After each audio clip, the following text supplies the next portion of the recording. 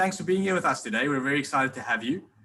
Very excited to pick your brain on, I think, one of the topics that is really like on every second founder with a significant company's mind at the moment. You know, just thinking about it from a global perspective, I think, you know, we've all learned you have to build a globally relevant company for the future. Now that, as Dustin mentioned, now that, you know, the world is one, investors and competitors come from all over the world. But how do you go about then structuring your company and structuring your IP for this new world of global business? So we're very excited to just kind of pick your brain on this and learn from you and all your wealth of experience. Thanks so much for being here. Good to be here. And I liked your last comment when you were talking about selling a business being half science and half art. We certainly see structuring as being a mix of an art and a science. There's very important technical elements, but also some creativity that can be brought into bear. I do have some slides, Lo, so can I share those? You're absolutely welcome to share. Okay, so what I thought we would cover today is basically structuring for startups. So the structuring questions for startups are different to normal structuring questions for a larger business. And what we're going to quickly look at is basically what is structure, how do we structure right, what can go wrong, when should we do it, and how much does it cost? So jumping right in, what do startups need to structure for? Some of these are relevant to any business. Some of them are more specific to the startup environment. So the first one is always to reduce shareholder risk, shareholder liability. The second one is to mitigate specific country risk. And we have a lot of South African-based entrepreneurs at the moment who are concerned about the South African sovereign risk and want to look at externalizing part of their structure to de-risk from the South African environment. A key one that we all know about is working in hard currency. Also to work outside of the South African Reserve Bank restrictions, big issue for every business. Particularly of relevance for startups is to structure to maintain your IP outside of South Africa. And that is a tax and an exchange control consideration. Another one is how easy is it to raise funding? How should I set up my structure to optimize my chances of getting funding? Tax, obviously very important. You look at your structure to optimize taxes on all of the group, all levels of the group, including back to the shareholders. And finally, always relevant for startups, and particularly after the last conversation you had, a lot of startups are focused on growing to sell, either the business or the IP, and we want to structure to ensure that CGT is as low as possible. So that's what we want to look at structure for. The next question is, how do we structure? Structure, as I say, is a mixture between art and science. So it depends on your specific company's circumstances. What you do, how you do it, where you do it, and who your customers are.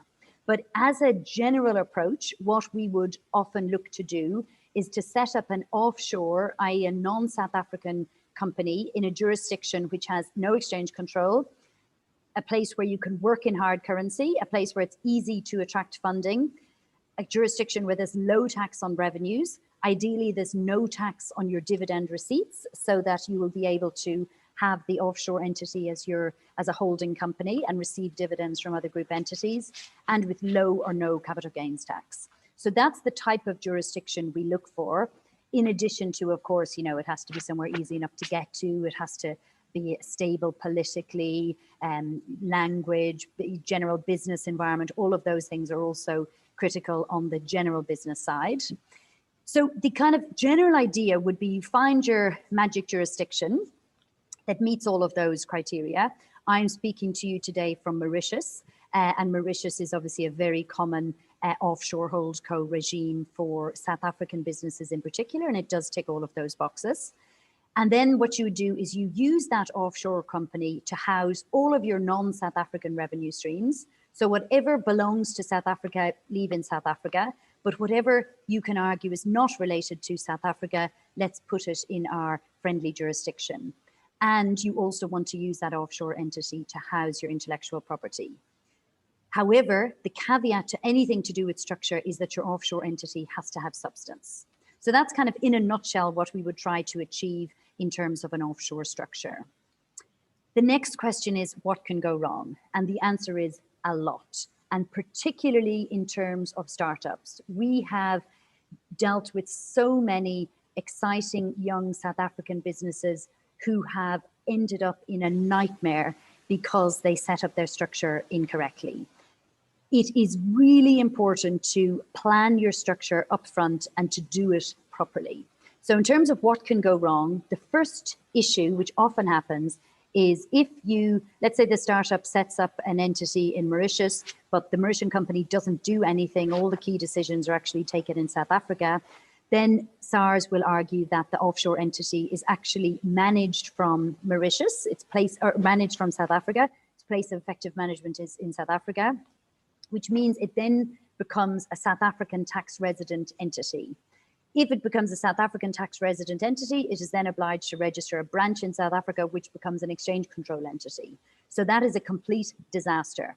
A lot of businesses have fallen into this trap. They set up an offshore company too quickly, but nothing really runs through it. And then SARS is able to successfully argue that that entity is actually a South African resident company. So all they've done is spent a lot of money and time and achieved nothing.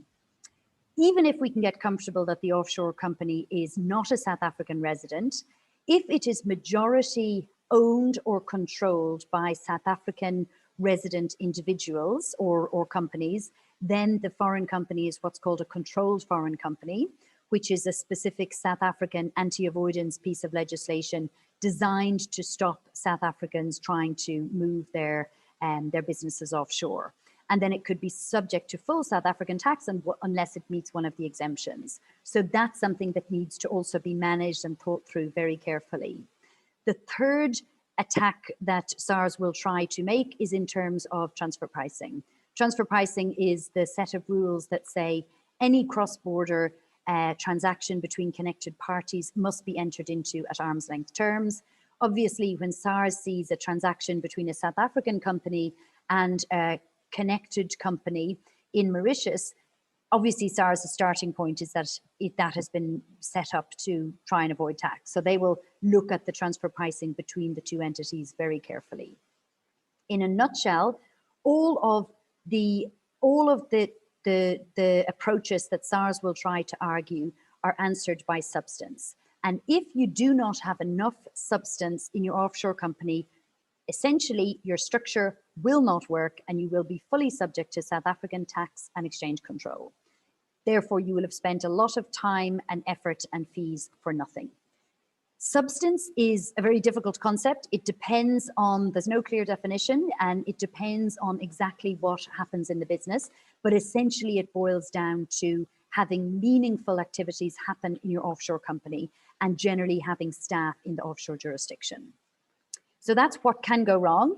It can be quite scary. As I say, startups are particularly susceptible to this trap because they generally don't have a lot of resources in terms of funds or staff in order to be able to ensure that the structure runs as it should and to ensure that enough substance is overseas. The next question is, when should we structure? Our general question, especially for startups, is don't go too soon.